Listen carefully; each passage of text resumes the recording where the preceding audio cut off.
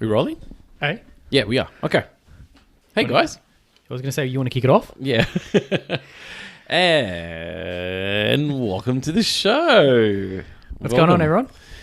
Journey to wherever. Hey, guys. How's it going, fam? Hope everyone's having a fantastic week wherever you are. Yep. And enjoying it. That's the important part about enjoying. Yeah. Enjoying the week. It doesn't matter how shit it's going. And when it's bad, just crack open something. I've got no fingernails, man. Do you want me to do it for you? Yeah, Just do crack that. open a coldie. When, Isn't that the sound of just like something good's about to happen? Yep. It could be anything. It just doesn't matter what's happening. The moment you hear something go like that, it's like something. I did offer you one, man. You did, and you got the flying power version as well. Do you like the sugar free? Not really. Not really. I Yeah, have that's to. that's the question. I got to watch the calories because You bulking? I got to kind of watch it. You bulking? Are you bulking elsewhere? No, I'm not bulking. But yeah, no. So hope everyone's having a really good week. It is the next episode of the show. Mm-hmm. Hope everyone's liking it so far, especially if you're a new listener or a new watcher. Yeah. We certainly hope that you've got something out of it in the last couple of episodes. Yeah. It's been a little bit different. I was saying to you just before the show, the dynamic feels a little bit Slightly altered. slightly different. Slightly different. For me, at least, because we've got the video here too. So I feel like I'm talking to the fam. I'm trying to little get bit more. accustomed to the fact that I'm staring at myself in a screen. Yeah. Have I got the video? I think I got the video out of alignment a little bit, don't I? Nah, Compared I to think last time. I think it's all right. Let's do an intro show edit. Hold on a second. Okay. So what we're going to do is... Oh, getting too close. There we go. Oh, nice. We got that now? How's that? It's definitely more of me in there I now. like to keep it raw in this show. So yeah, man, it's been good. How's What's your week been going been? on with you, eh? How's your week been? Still busy. Still chipping away.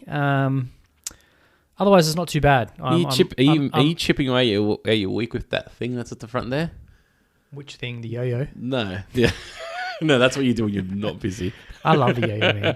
No, that's the Hatchet that I was working on as one of my little projects recently. You've been working on this for a little while now. The Hatchet? Yeah. It took me, it probably took me about 2 weeks, I think, from start to finish. But that's only because I took breaks. Maybe it was like a week and a half or something. Yeah. But yeah, look, I've got a full backpacking camping kit that I've got, and I've got obviously like my cutting tools and stuff like that I use when I'm out and about. It's literally packed, ready to go. It's packed ready. You can see it over there. Literally, you can just pick it up and then you can literally grab that right now and be just safe go. for 24 hours out anywhere you want. 24 hours? 24 hours. Okay. Including food in there right now. Right now? Right now. You got spam in there? Huh? You got spam in there? No. No spam? Damn. That's not on the menu this 24-hour period. But you can literally grab it and go anywhere. But I've got like my saw and stuff like that in there, cutting tools and whatnot, like my Mora. But I wanted something that was going to help me chop up rather, and split some timber. So axes can get phenomenally expensive, especially the ones when you get them from like Germany and Sweden. Yeah. And I thought to myself, you know what? I want to try and have a crack at doing a little bit of a DIY and a little bit of a project for myself. So I picked up like a cheaper axe, something that had a good foundation. Already had sandpaper and linseed oil and all that kind of stuff laying around anyway. So it didn't cost me more than what the axe cost, which was like $16-17 or something. It's pretty good. And tried to turn it into something interesting. So that's the kind of story behind that. But yeah, man, it makes me want to kind of hang for going out the bush more. Well, that's the thing. Like for someone that has a backpack ready to go, it means that you're ready to go. Yeah. Because if it wasn't packed, well, then you weren't not really thinking about it. Unless like, I'm sure there's people out there that have packs ready to go, but not everybody has like their suitcase ready to go on a holiday when they're not going on a holiday. If you're in the camping bushcraft kind of scene, you generally have some sort of a pack, yeah, or a overnighter or some sort of a bug out pack ready to go, yeah, in case you wanted to just like duck off, and you just got to kind is of that add a few extra is that tools like a normal thing for like for that community? Campers? Yeah, Yeah, community. would Even be. though they might not have nothing planned, and in the foreseeable future, there's To an extent. there's no time left like available for them to potentially go out on a camp, but it's packed anyways. Almost packed. They might have to grab a few things off their shelf that they pick and choose depending on where but they're you going. literally don't have to pick Well, anything off. my sharp tools are not in there just because of I've got kids around. Yeah, fair enough. So like my saw and the axe can stay with it, and my My knife doesn't stay with it, but for the most part, everything else in there is good to go. But yeah, man, like it's one of those things, just a matter of getting out there and doing it. Yeah. But you know what it's like when if anyone has got kids and has a full-time job, and we got this podcast, and you know, amongst family, work, and a podcast, it does take up a reasonable portion of time. 100%. So you know, you got birthdays and stuff on weekends and whatnot, so it makes it a little bit difficult for me to just scoot off last minute. Because I've got family responsibilities, and we don't have one kid, we got 3. So 3 can be a bit of a juggle sometimes, and I wouldn't want to put my wife out you know, super often. But if I can get out there, my aim this year is if I can get out and do a camping trip once every 12 weeks, which for some people in the community would be like, what? Like some people are getting out there every 2 weeks, every 4 weeks. You know, once a month. But if I can get out there once a quarter, I'd be pretty happy so far for this year. You got to plan it, man. Yeah, I know. You got to book it, actually. Not plan it. You already planned. It's right there. Well, that's what you said. You got to book it last time. I ended up booking it, and it was kind of like me and my son went, and it was good though, right? Yeah, it was good. You probably would have done it by now if it wasn't for all the floods and stuff like that. Yeah, I was actually looking at the time when we had the floods in Australia, you know, quite a while back now. But I would have booked it at the time. I was looking, but everything was closed. Yeah, like literally all the roads and whatnot to get into, you know, a lot of the national park areas and stuff. They were just closed, and they're still closed now. Due to flood damage and whatnot, they just close them off because you can't go there, because they don't want people to go there and decimate these parklands too that are damaged by floods. Yeah. You know, and you got to kind of protect your spot around you. I think it's important. Yeah. Because you don't want to damage the place, especially when you go to these really nice places. People start pitching tents on the shoreline. They start, you know, driving their four-wheel drives everywhere and whatnot. It just damages the landscape. Yeah, it does. It ruins it. You know, the sites as well. It makes it difficult, and also it's, you know, it can be unsafe. Some of the roads were affected by flooding so much that they just fall apart. Literally, some of them, if they're dirt roads or a bit gravelly or whatnot, trees down, and you just can't get in there. But it's starting to get better now. You have to. Not only just that, but like, would it be safe as well with like? Because I'm a novice when it comes to like camping and stuff like that. You've kind of done it more than what I haven't done it. Put it that way. Like obviously spiders and snakes and all that stuff come out after floods and stuff. But is it probably even after the campground is like safe or drained? Is it safe? Look, put it this way. To go back, like, do you give them a little bit of time to kind of go back out into their depends where you go. We've had, if anyone's been watching the news or anything like that, you know, some places in Australia, the outbreak of spiders that people were faced with. Yeah. I mean, people's fences were literally covered in these things because, you know, they need all these bugs and insects needed to kind of go somewhere. Yeah. But Australia, it's funny, like all my years of, you know, camping, even from when I was little, I haven't really come across, I mean, spiders is a given. You just kind of see them all the time. Yeah. But snakes, no. Like, I just don't. But I haven't, with that being said, this is still, me going deep into the bush is not something I've really done. I really like to get more into it. I've done, you know, I've done camping in the bush, but trekking off, like, for days on end through, say, for example, the Blue Mountains or something, I've never done that. And you got to be very skilled to be able to do that with your kind of map reading and I've probably got to have a few more things in my kit before I jump and do that, like water purification and stuff like that. I've never really needed it because I haven't gone off the grid that deep. But you know, as far as snakes and stuff like that, they're certainly out there deeper in the bush. And if I was going to do that, I have to start picking up gaiters and stuff like that for my legs because I want to avoid a snake bite. Gaiters is like, it's almost like a shin pad that you basically wear that starts at the base of your knee and goes down to your way ankles. Yeah, it wraps all the way around. It's like a heavy duty kind of canvas material, and it wraps under your boot, and you it's just like a giant shin pad. You wear it on each side. It's like going out of battle. Well, almost, because you know, I'm always cautious about this because if people are, it's funny when you go online and you watch people watch videos of Australia. They're always like, oh man, that's crazy. I always wanted to come there, but I'm never coming there after seeing that. Like, yeah, I know. We do have, like, make no mistake, we do have craziest, most dangerous things. Most of the world's deadliest creatures, whether it be snakes or spiders, and some sea life creatures, they are here. Yeah. For whatever reason, we got all of them. like our most venomous snakes, or the world's venomous snakes, they're here. Yeah. We've got multiple spiders that are pretty venomous. Like if you look at, put it into context, if you look at it like if you're coming from the US, you'd have like the black widow, for example. Yeah. Which our prominent version here would be the redback spider. Yeah. That, when I look at that, to me, I'm like, oh, we've got the redback. Okay, it's not a big deal. Don't touch it. I won't do anything to you. It doesn't bother me. Yeah. To put it into context, and that's a venomous spider. Yeah. If you get bitten by a redback, it's living. It'd make you quite sick. Yeah. If it's small enough and you've been bitten a number of times before, people have been known to not be as affected by it. They just kind of get a little bit, unwell, a bit of obviously a bump or an irritation in the area and whatnot, a little bit nauseous, but you can get away with that. But that, to put it into context, I say that's not as bad, because we've got things like the funnel web spider here, where if you get bit by one of those and you don't get treatment within 15 minutes, you can be dead. Legitimately dead. And but that, with that being said, no one's died since we've had the antivenom. From a funnel web spider bite. So, it's and I personally haven't come across. I've certainly had those in the backyard and seen them around, but not when I go camping. And snakes, for the most part, keep away from them. I don't see them. If you go deep into the bush, I know people see them all the time. 100%.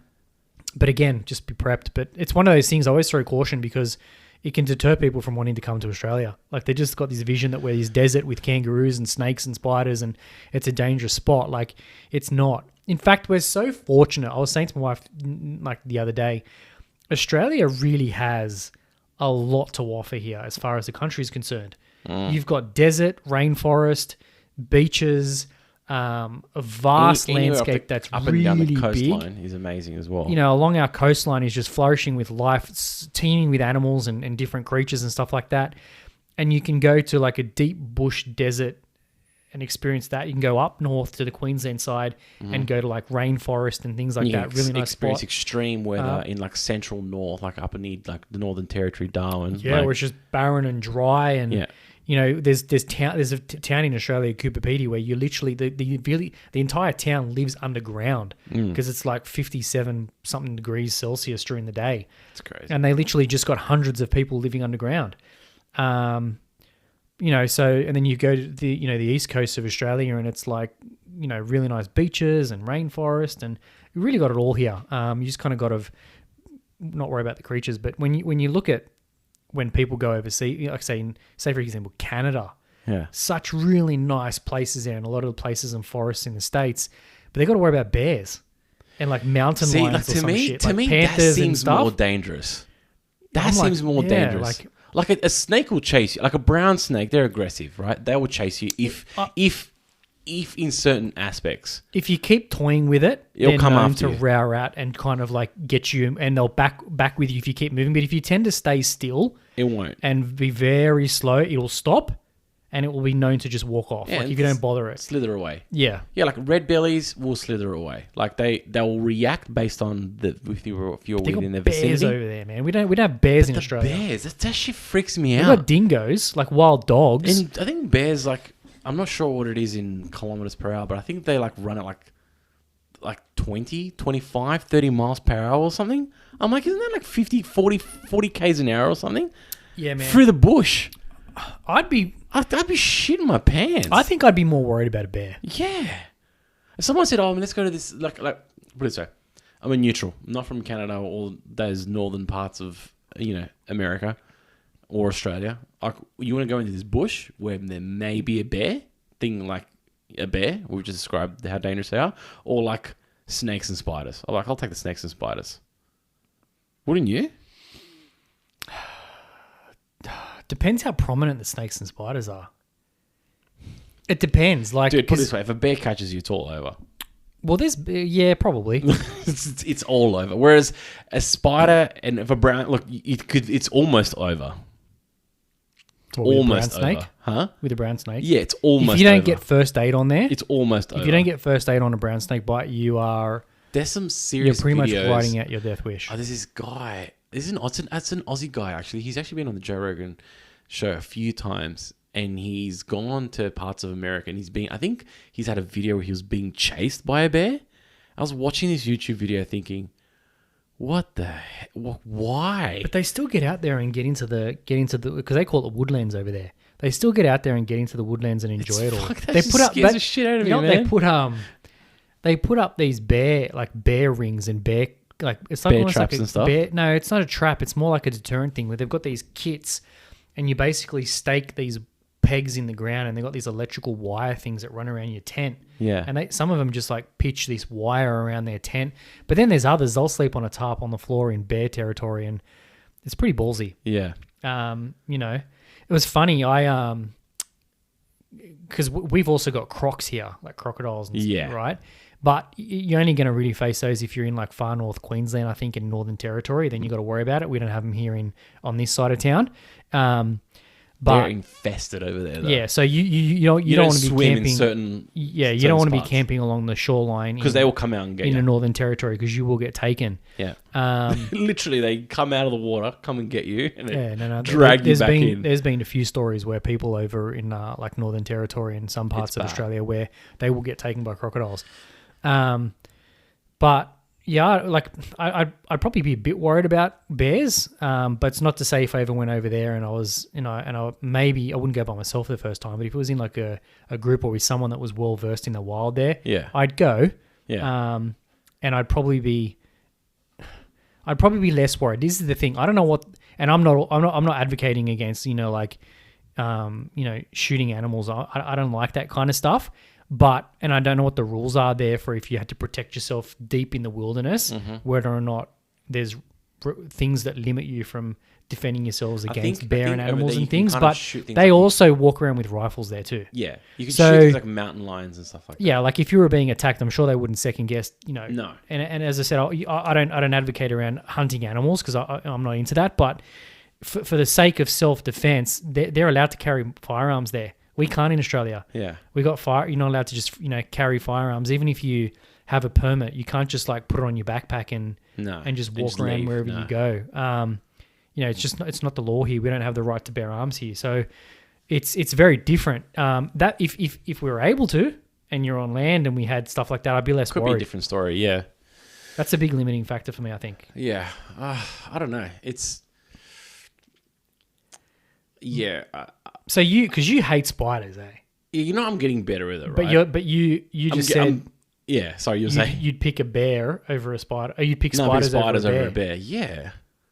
Okay. I don't want to go into the podcast of what bears do when they find you, but like... It's like... fuck you up. Yeah, literally. But it's the way they do it. It's like...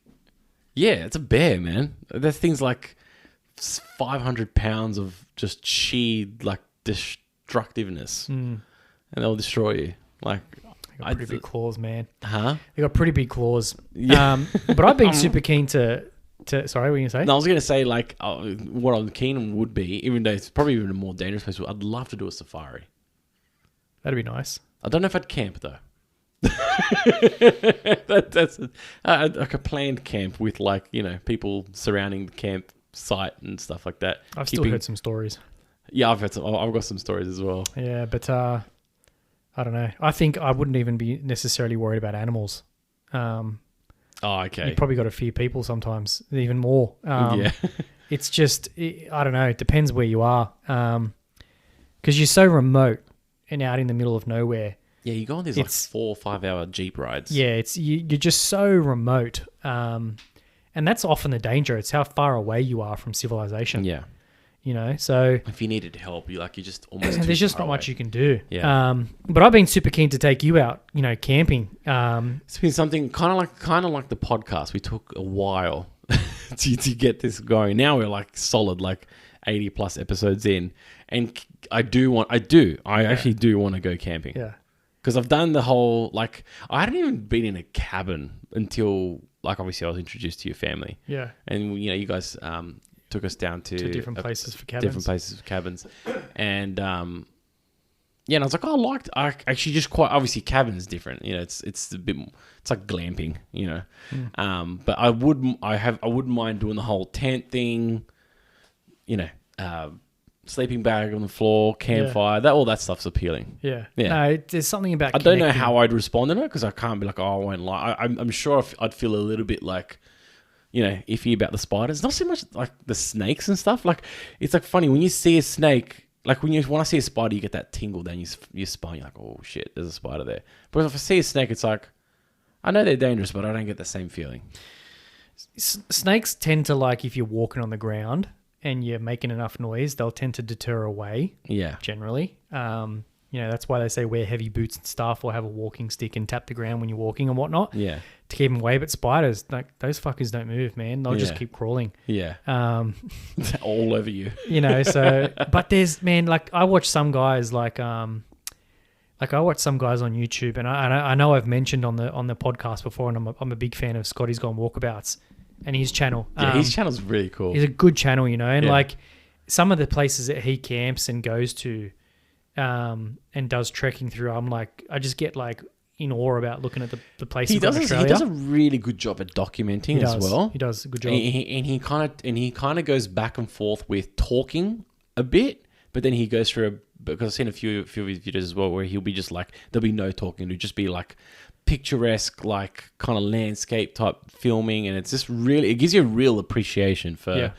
the Australian outback. That's right. Yeah. And we don't have that many YouTubers on, Australian based YouTubers doing videos of our outback and camp as much as what they do over in other countries. And he does it like on the raw too. He does it with like minimal stuff. Yeah, like tarp and sleeping on the floor. Yeah. And that for a lot of people would be very minimal. That's ultra minimal. That's minimal for me. Yeah.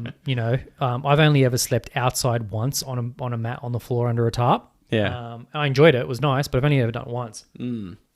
Yeah, it's I don't know. I really like his stuff. He does a good job. He just does a good job in general of explaining everything. And but there was this one guy I watched. I'm just gonna get one of these things from my throat.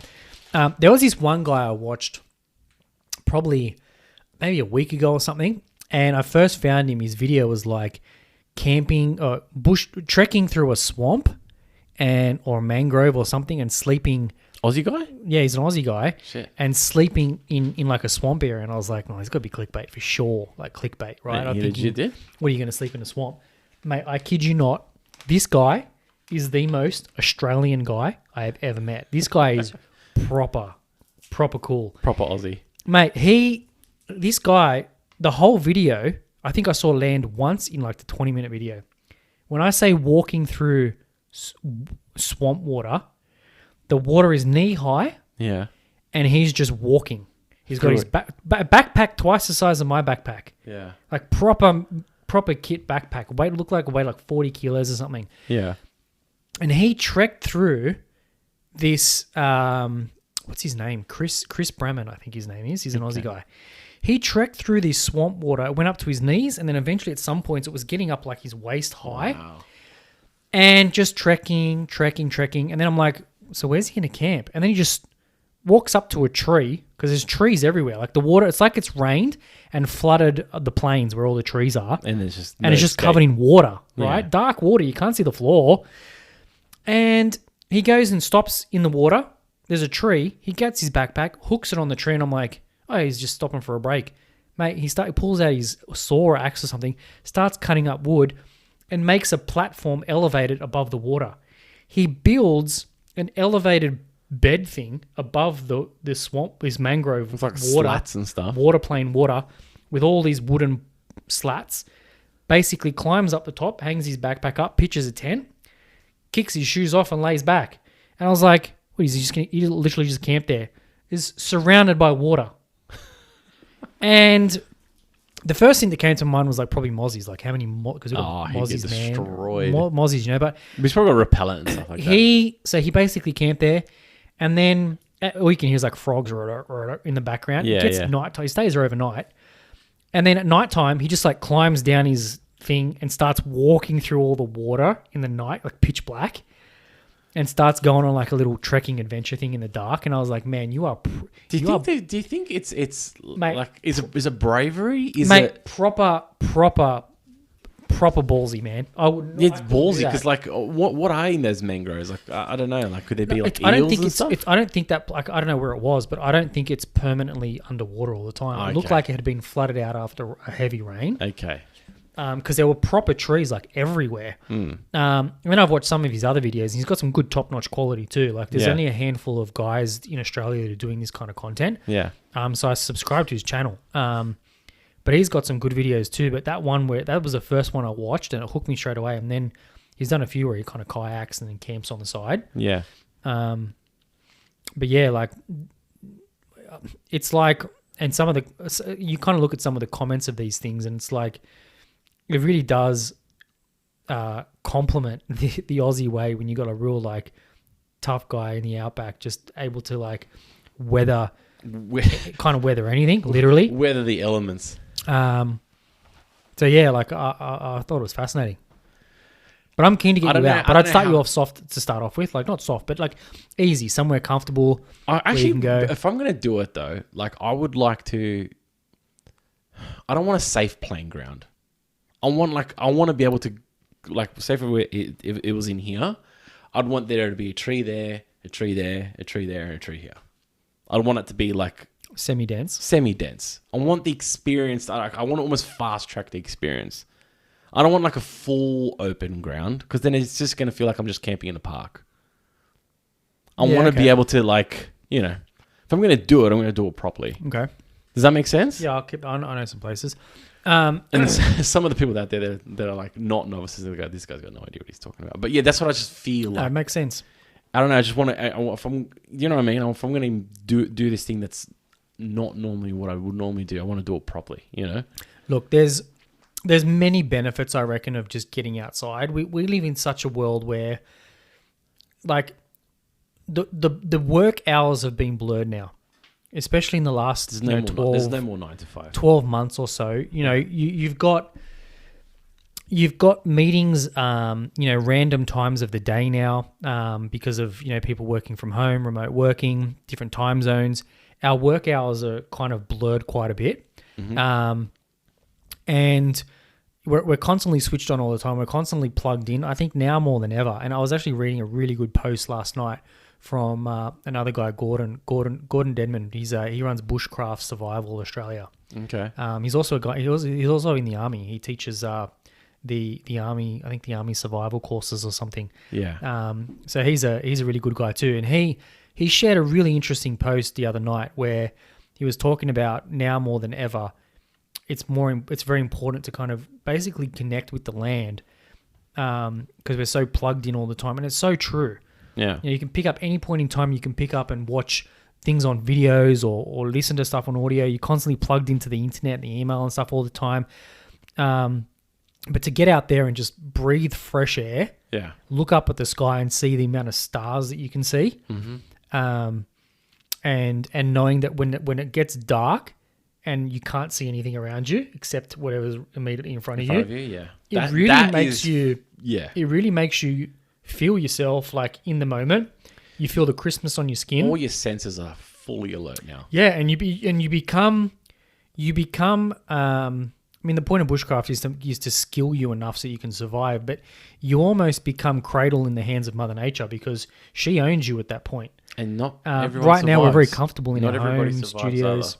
Not everybody survives either. No, and getting out there in the bush or in the outback or the woodlands, wilderness, whatever you want to call it, and entrusting in your skills inside nature, you do get cradled by Mother Nature, and she really owns you at that point.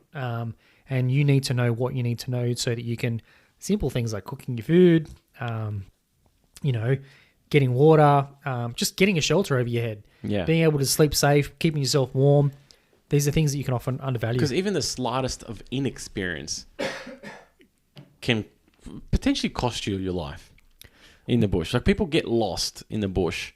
Sometimes they go prepared, or what they think is being prepared, and that's the last time you see those people.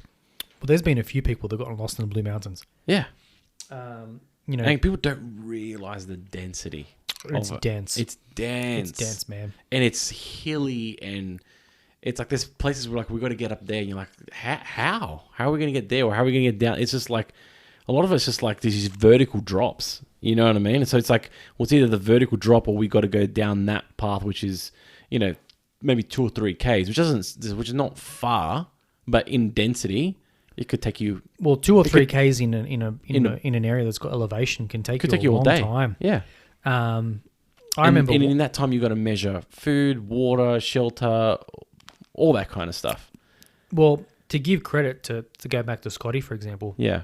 from his channel, one of my favorite videos was him spending 5 days in the Butterwangs. Yeah. I think it was the Butterwangs. So here's the one. But he spent 5 days out in the wilderness. Like Wow. he basically had his pack and trekked from one side to like this other. He got picked up on the other side and he was in the dense bushland for 5 days straight. Really? It basically his backpack by himself. Wow. And I'm fascinated by like the story because you can watch the story and how he does everything, but I'm fascinated about their version of what's on the other side of that. Yeah. Right? Because when you, as I said, when you're there and you're out and you kind of feel the crisp air, everything's on camera is what you see on camera. Yeah. But it's what's kind of on the other side of that. And I can only imagine like being out there, especially in the wilderness like that, what it would be like. So I look forward to being able to do that one time. But for me, I got 3 kids and it's a bit difficult to kind of get out all the time. It's hard. But you just don't know where things like that, like it could take, because you're just saying something, you just remind me of a story of this client of mine, which I haven't seen for a very long time now, but he, funnily enough, he was a lecturer, I think. I can't remember if he was, or he was doing, maybe he's doing his PhD. I can't remember now. But at a university, he was doing something really crazy, like full on sciencey type stuff. Mm-hmm. Right? He sounds, looks, and acts like the mad scientist. So he was like, Okay. he was a full on lab type guy, right? This guy sounds really, cool. really, This guy really sounds cool already. yeah. But he was massive into his orienteering, right? So he loved the whole and he'd actually do competitions as well, where I don't know how they do it. I'm not sure how an orienteering competition goes about, whether they just kind of put you in random spots and you got to find your way out, or do you have to track and whoever gets to a checkpoint fast. I'm not exactly sure, but there's orienteering competitions. So much so that he became so good at these orienteering competitions that he won this like trip to go orienteering somewhere in I think it might have been Perth somewhere, like upper northwest of Western Australia. So like on the other side, literally on the opposite scale to where we are now in Sydney. And he came in contact with a group of tourists. Yeah. And then from there, someone in the tourist group like really liked his style. Long story short, he's no longer a sciencey PhD lecturer. A guide kind of thing? He is now running trekking, orienteering like tours. I'm not sure about.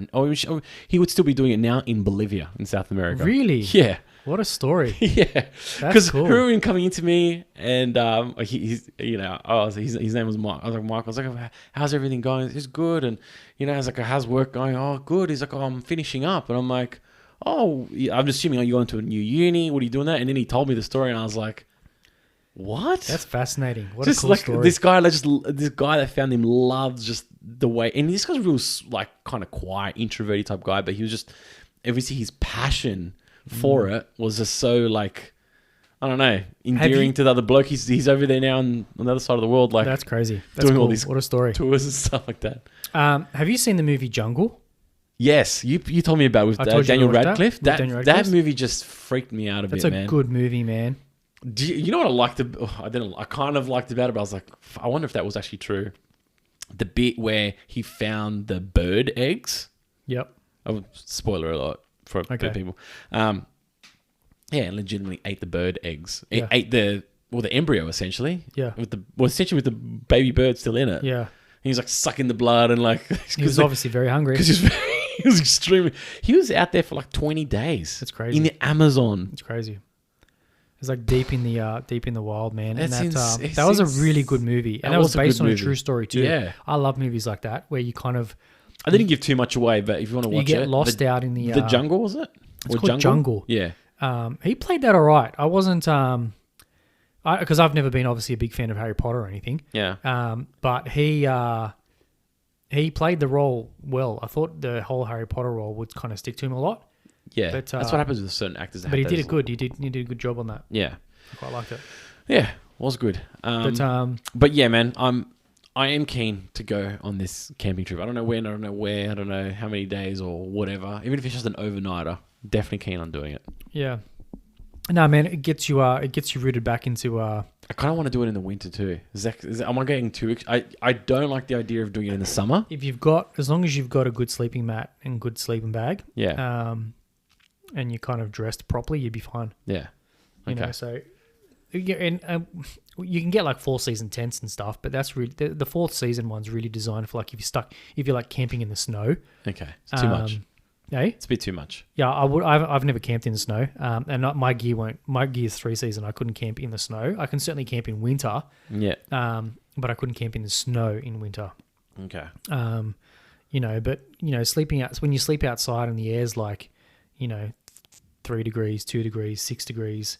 It's pretty nice. It's real fresh. You wake up in the morning. It's just like you get the fire burning. You feel like you've stolen extra air. That's how the best way I'd like to describe it. Like you get out and you're like, is this all for me? You do. It's right. It's true. Because you almost feel like this expansion in your lungs. You're like, man, this is different. Yeah. know? And it's funny because like, I think when you kind of rug it out a little bit, when you come home, you could almost benefit from another day or two just to unwind again when you come back home, because you also get tired being out there. Oh yeah, because there's a lot of work that goes involved. You constantly got like chores around camp. Yeah. And it can be a little bit of a challenge sometimes to keep on top of everything, because you got to chop your wood up. You've got to you got to prepare the ground, prepare your fire. You're constantly cooking. You're keeping your campground right. So yeah, man. Well, when it happens, everyone here will know about it, because we might even record it. We'll see. Well, that'd be cool, man. That'd be pretty cool. I actually got a vlog on one of my camping trips with the family. Yeah. On my own channel, and I think that was a time where I shared this story, when one of the people who had watched the show, you had made like a little comment, bit of and they recognized me out there, which was pretty cool, like to connect with people. But yeah, man, we've got to book something. Okay. We've got to book it. We've got to book it. Alrighty. Well, but if anyone wants to come to Australia, don't be scared. The snakes and spiders ain't that bad. I think it doesn't matter where it is in whatever country. I think every country has its. Not like Australia, though. Well, no, not like Australia. But don't be scared about it. That's all I'm saying. Maybe do it with someone that's like, get advice. Maybe like don't just kind of just pick your stuff up and go randomly to a place without knowing if that's the right place for you. Yeah. Yeah. Bit of advice. Bit of homework. Cool. All right. Okay. All right. Well, yeah, we'll wrap this one up. What do you reckon? So. Yeah, man. Yeah. Been a good one. Hope everyone's enjoyed the show. A bit of a random topic there. If you do go camping and got any good places, or maybe you just got some good experiences, feel free to drop a comment if you've been watching on the video. Otherwise, hit the subscribe button, hit the notification bell for those who are watching. For those that are listening, please, subscribe to the podcast and tell a friend. Just tell one friend, and we appreciate you. Keep this train rolling. Cool. All right, guys. All right, everyone. See ya. Have a great week. Bye. I'm going to go camping now. You do? No, I actually want. Man. That's why I said we'll probably talk about it, because I'm like, I've been thinking about it the last couple of days. I feel like I need to maybe to organise this proper is send me a couple of dates. free dates over the next maybe 6 weeks. Yeah.